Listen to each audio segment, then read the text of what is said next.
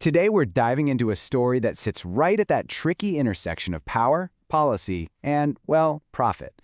We're talking about a top government minister, a really important green fuel policy for India, and some pretty serious allegations that the two are, let's say, a little too close for comfort. And that's really the core question this whole thing raises, isn't it? Is this policy a genuine push for the country's progress? Or did it just so happen to create a massive opportunity for personal profit? That's what we're going to try and unpack here. So right in the middle of all this is Union Minister Nitin Gadkari. For years now, he's been probably the loudest, most passionate champion for India's big push into using ethanol-blended fuel. Right. And before we get into the controversy, you kind of have to get what this policy is all about. And the idea is actually pretty simple. You take ethanol, which is a biofuel, usually made from stuff like sugarcane, and you mix it in with petrol. The goals here are huge for India. We're talking about cutting down our massive oil import bill, reducing pollution, and of course, giving farmers a much-needed income boost. I mean, on paper, it really looks like a win-win-win. Exactly, B. It sounds perfect. But this is where the story takes a turn. Critics, and especially the opposition Congress Party, are pointing to what they see as a huge potential conflict. They're basically saying that while Minister Gadkari was out there pushing this policy so hard, his own family had direct business interests in that exact same industry. And let's get specific about it. The allegations are really zeroed in on two companies that are linked to his sons. First, there's Cian Agro Industries, which is reportedly managed by his son Nikhil. Then you have Cian Agro Industries, where his other son, Sarang, is a director. And here's the key part. Cian Agro is actually a subsidiary of Cian Agro, so it's all very closely connected.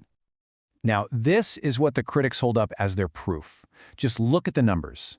The revenue for Cian Agro apparently went from just 18 crore rupees in June 2024 to a staggering 523 crore rupees just 1 year later.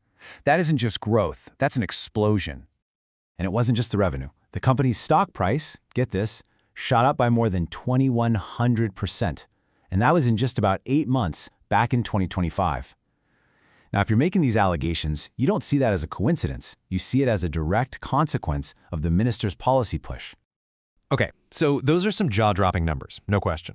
But as you can imagine, that is not the whole story. Minister Gadkari and his supporters say those figures are being completely twisted and taken out of context, and they have a very strong defense. Gadkari himself has hit back at these claims head-on. He's called it all misinformation and points the finger directly at what he calls a petroleum lobby. He's basically saying there are these powerful groups who want India to keep importing oil, and they're trying to sabotage a good policy by attacking him personally. And you know, it's not just the minister saying this. You've got guys like farmer leader Raju Shetty saying the exact same thing, that the people really complaining are the ones who are going to lose money if India starts using less imported oil.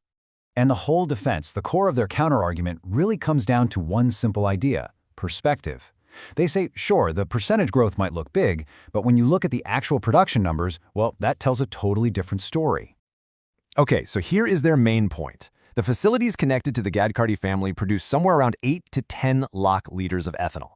But India's total capacity, as a nation, it's a massive 1,685 crore liters. So their argument is that the family's output isn't just small, they call it a minuscule quantity. It's basically a drop in the ocean. So you're left with these two totally opposing views, right? On one side, you have critics looking at a 2,100% stock jump and screaming, this is a massive conflict of interest, for sure. But then the other side comes back and says, whoa, hold on, just look at the scale. They're arguing the family's actual production is so tiny it's practically irrelevant, and that this is all just a smear campaign cooked up by the oil lobbies to kill a pro-farmer green policy. And that really brings us back to the fundamental question at the heart of this whole thing, a question that's honestly much bigger than just this one case. Even if the financial gain is proportionally pretty small, where do you draw the line? At what point does a public official's passionate advocacy for a good policy cross over into a conflict of interest because their family stands to gain? That is the question that's left just lingering.